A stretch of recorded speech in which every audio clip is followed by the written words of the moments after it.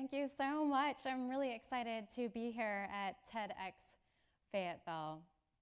I am talking about how to feel more human by connecting through music. Music has been the thread in the fabric of my life since before I was born, so it's really meaningful to me.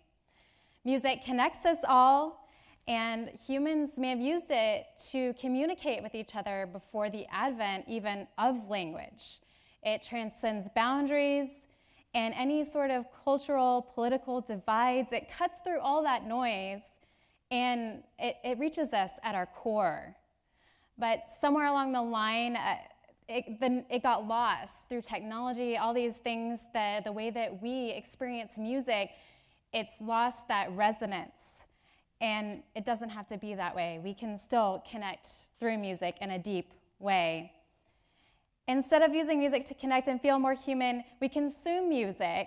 We use it as a symbol of how cool or in the know we are about whatever bands, getting that exclusive concert ticket that's sold out, that limited edition vinyl pressing so we can feel cool. And that is all fun, and I love going to concerts and buying records, but that's a surface connection, and I'm talking about this deep connection, that resonance within each of us that we can share. Instead of picking up our instruments and maybe tuning our strings, tightening our bows, and coming together and playing music together, we turn on our phone these days. We plug in our earbuds, and that's how we experience music. Doesn't have to be that way. We can take it back. We can interact, engage, and explore what it means to be human through music. So there are so many beautiful quotes about the importance of music. Stay close to any sounds that make you glad to be alive. And I love that one. I mean, there's something about music and the way it touches our souls, and it can help us through everything, and I think it's really important. The golden spiral, you probably have seen this before, also the Fibonacci sequence, the golden ratio. In number sequence, it's 1.618. It's all over math, it's all over architecture, art, and music. There's this spiral that exists inside music that is there and connects us all, and there's been thousands of compositions of music, fugues, things that all use this proportion, this divine proportion, and it's a very kind of mystical thing, but it's also very scientific at the same time, and I love the fact that music has this representation that's basically all over the world in all certain forms. Now, I want you to think about the first time you really connected with music, when maybe a minor fifth chord hit you or a lyrical passage went directly to your core and resonated so deeply that everything else in your life disappeared. And you were at one with the universe, and you could revel in the messy splendor. When that melody swept over you, and suddenly everything made sense. I have a lot of musical memories. We'll start here. This is my mom. She's performing a junior bass recital up at the University of Arkansas on stage, and I happened to be in her belly right then. She was pregnant with me, so those bass chords were resonating to me before I was even born, and I was on the stage, and music has been a part of my life even before my memories existed. I come from a musical family. My grandfather was a music professor and an early music scholar with my grandmother. There was a harpsichord in their living room and all sorts of instruments. And I grew up playing chopsticks, plucking it out, da-da-da-da-da, on the harpsichord. I had no idea that was weird or strange. I thought, that's what people do. I was also very used to hearing all sorts of music in my house, whether it was a Bach organ fugue or the tightly woven 60s sounds of a Beatles pop song and that bliss. So for me, music was music, and I didn't know anything else. And I love that, and that's part of why I've pursued a career to bring music to everyone because I believe it is for everyone and it can help us be together and connect. Before technology of recorded music, in order to experience it, you actually had to be somewhere and have the performers there or be the performer. Oftentimes people would get together and get out their instruments and play. That's actually something that I was lucky enough to do because all of my family were musicians. So around Christmas time, we'd get out our flute. In my case, it was the violin, piano, oboes, clarinets, and we'd jam to Silent Night or Jingle Bells or what have you. And the way that we came together over music, it was a really beautiful experience. That's me. That's me as a young budding violinist. It's actually my second instrument. My first instrument was a box of fruit roll-ups that was covered in a grocery sack with a ruler tapped onto it and a wooden dowel. And then I had a little, I think it was a frozen pizza cutout that had my positions for how I was supposed to be standing when I played my violin. So I graduated to violin when I was 6 years old, and I just loved it. I loved being able to play on that violin and let everything else melt away.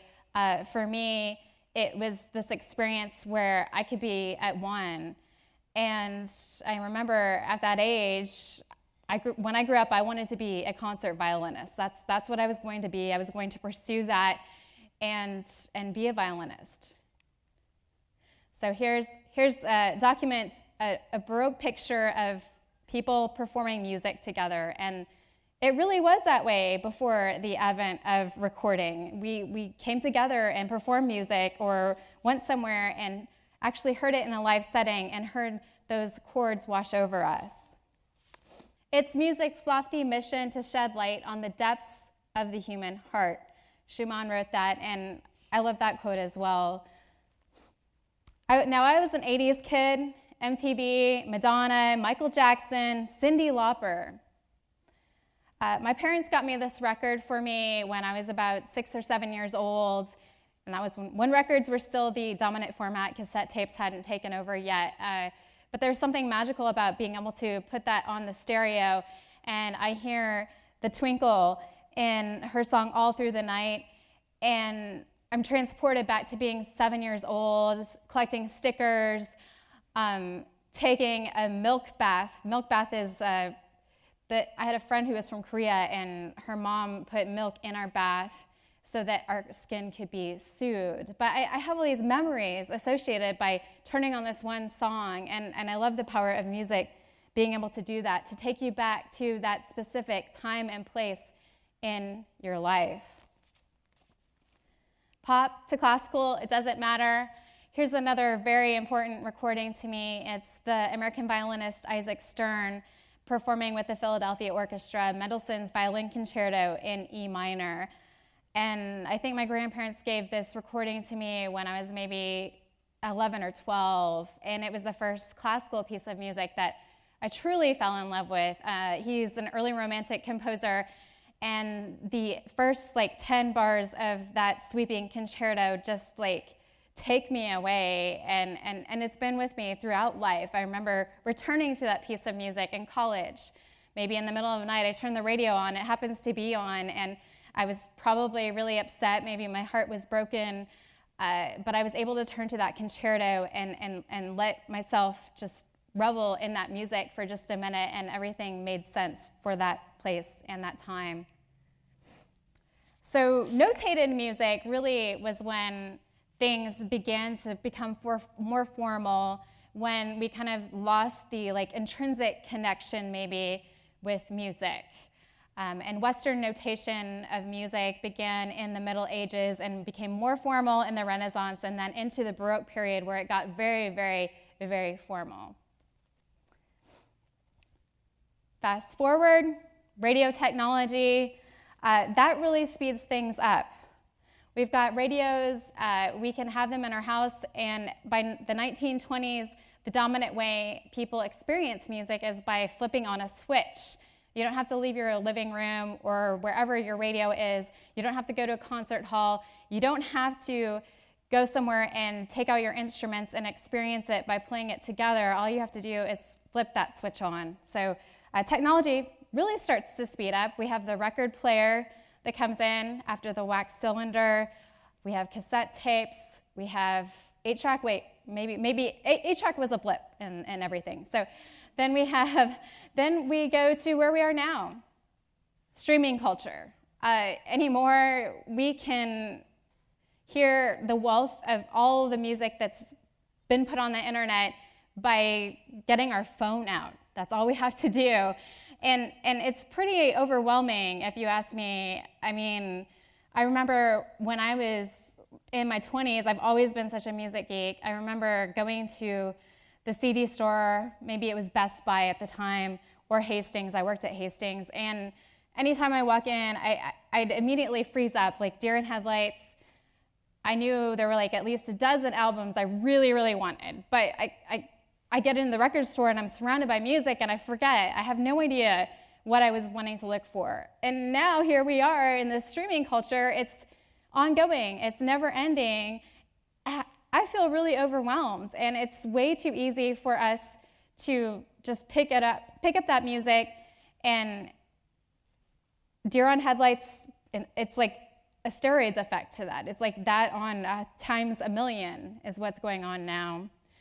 Another thing about the streaming culture that sometimes people don't think about is that there's a lot of predictions that happen with the platforms and the way that they predict what you want to listen to. They use the algorithms. The algorithm has become something that people are talking about more and more in this day and age, and it's powerful.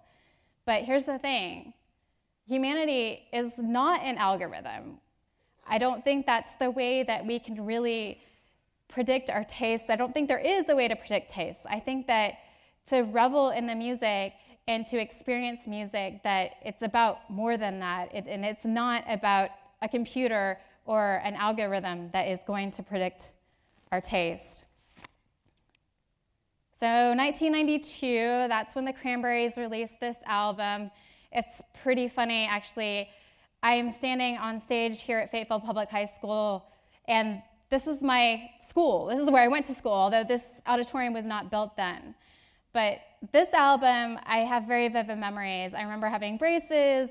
I remember wearing a cardigan that was crocheted and a burgundy like bodysuit and just getting my heart broken constantly. But that song Dreams on that album, it's just so dizzying. And I remember in high school when everything else was wrong, I could go into my bedroom, put that on the stereo, and twirl in ever-ending circles. It was just the most beautiful thing, and I love that about music. I started a personal essay series at the Rumpus. It's a literary website, and it was about writing about music, about albums that you really have those personal associations with. And for me, one of those is Joni Mitchell's Blue.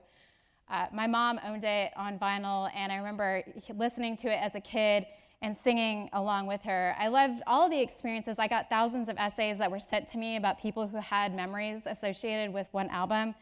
This is mine about Blue. When I listen to Blue, I am alone. I am also a kid again, dancing and singing along with my mom and sister. I am the fragile 20-something, constantly getting her heart broken, a new mother, trading in sleep for a solitary moment to write. I am at once shattered and glowing, and that's the power of music. I've managed to make a career in music, and it's something I've always pursued. At first, I thought I was going to be a musician. I started as a vocal major, and then I was like, okay, more practical, go to journalism school, definitely. Well, that wasn't the case. It was about 2000 when I graduated. That's when the internet totally shattered any kind of norms and business practices or how to structure journalism. So in the end, it was not more practical, but I stuck with it.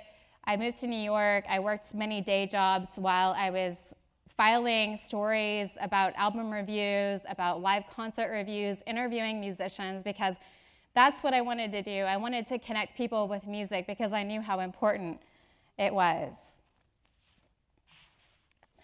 In about a decade, I finally landed a job as an arts journalist by day. So it took me almost a decade, and now I get to host a radio show and bring music directly to people. And I like to play full pieces of music. I will not talk for like 30 minutes, or maybe even if it's a symphony, I might not talk for like an hour, because it's really important that you have the opportunity to connect with that music and engage with it. And I love that anywhere you are, whether you can stream it on your phone, which is streaming technology is also good. Stream it on your phone, your computer, sit in your car stereo, in your living room, and let that music wash over you. This is my living room, and there's Artisphere musicians who are playing a concert. They're switching from Adele to Mozart and everything in between. And there's a bunch of people who came to experience it in my living room because I wanted to connect everyone through music. I wanted to blur the boundary between audience and performer and take it back and let us all connect through music. The musicians could talk between songs. They could even look at people while they're playing. And it was an interaction, and it was really lovely. And through that connection, through Trillium Salon Series, I'm able to really take music back and bring us back to what it's all about, being connected through music. Music is the divine way to tell beautiful, poetic things to the heart. That's the famed cellist Pablo Casals. Although I didn't become a concert violinist, music continued to be the unwavering connection and theme in my life and the way I could experience it. I've always explored music through playing, writing, or hosting the radio because of the unique ability it has. Let's take music back from commodification. Music is humanity, and humanity is not an algorithm. It's reveling in this messy splendor. I want you to let that resonance wash over you. I want you to dwell in that music. We're all in this together. Let's revel in the messy splendor. Thank you.